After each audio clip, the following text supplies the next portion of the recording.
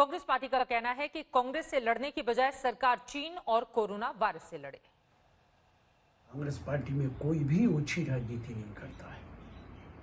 राहुल गांधी कुछ बोलते हैं, आप कहते हैं चीन और पाकिस्तान उनकी जबान बोलता है। नरेंद्र मोदी जी ने ऑल पार्टीज के अंदर एक बयान दिया था, उसकी कितनी तारीफ चीन कर रहा है। उसको चाइनीज जबान में ट्रांसलेट करके अखबारों में छापा जा रहा है, दुनिया में प्रोपेगेंडा कर रहा है। इस पे अमित शाह जी आप क्या बोलेंगे और बीजेपी क्या बोलेगी, इसका जवाब आपको देना चाहिए। तो जब भी वो बुलाएंगे विपक्ष चर्चा के लिए तैयार है। हाँ, एक बात जरूर मैं कहूँगा, हम इस पे एक देश की एकजुटता और आम सहमति चाहते हैं। ये अगर कहा जाए, अब सवाल करना अधिकार है, पर सवाल का ये माने नहीं है कि हम देश की आम सहमति को, कंसेंसस को कमजोर करना चाहते हैं।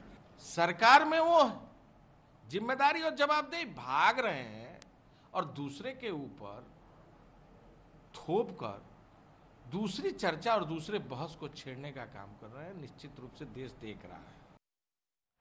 वहीं राहुल गांधी को प्रधानमंत्री मोदी के मन की बात कार्यक्रम से जवाब मिल गया।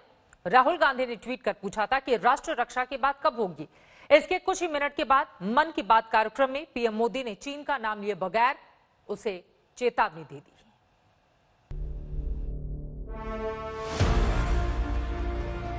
लद्दाख में 20 सैनिकों की शहादत के बाद से ही राहुल गांधी लगातार प्रधानमंत्री मोदी पर सवाल खड़े कर रहे हैं। राहुल गांधी ने आज ट्वीट कर पूछा, कब होगी राष्ट्र रक्षा और सुरक्षा की बात। राहुल गांधी ने यह ट्वीट सुबह 11 बजे मन की बात कार्यक्रम शुरू होने से पहले किया। इसके बाद मन की बात कार्यक्रम में प्रधानमंत्री मोदी ने कहा कि लद्दाख की तरफ आंख उठाकर देखने वालों को करारा जवाब मिला।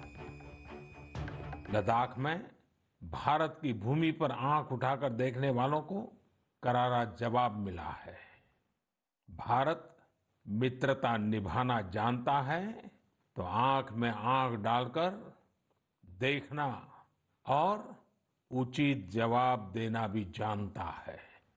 हमारे वीर सैनिकों ने दिखा दिया है कि वो कभी भी मां भारती के गौरव पर आंच नहीं आने देंगे। प्रधानमंत्री के इस बयान के बावजूद कांग्रेस का कंफ्यूजन दूर नहीं हुआ। उसका आरोप है कि पीएम मोदी सब कुछ साफ साफ नहीं बता रहे हैं। मंत्री जी कहते हैं कोई घुसपैठ नहीं है, आधिकारिक और औपचारिक तौर से वो ये कहते हैं, रक्षा मंत्री जी कुछ और कह रहे हैं, विदेश मंत्री जी कुछ और कह रहे हैं, चीफ ऑफ स्टाफ कुछ और कह रहे हैं। तो इस समय जरूरत है कि प्रधानमंत्री जी खुलकर देश के सामने सारे तथ्यों को रखें और झूठ ना बोलें, क्योंकि गलत बयानबाजी करने से कहीं पर वो सेना का मनोबल गिराते हैं, उसको कमजोर करते हैं। दूसरी तरफ बीजेपी इतिहास में चीन पर की गई कांग्रेस की मेहरबानियों की याद दिला रही है।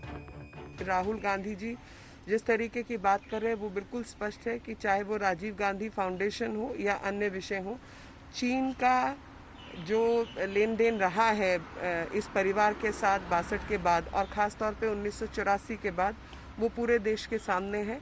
मोस्ट फेवर्ड नेशन स्टेटस देने वाला कोई और नहीं बल्कि राजीव गांधी खुद थे और सोनिया गांधी जी की उपस्थिति में ये सब काम थाईलैंड के अंदर हुआ था।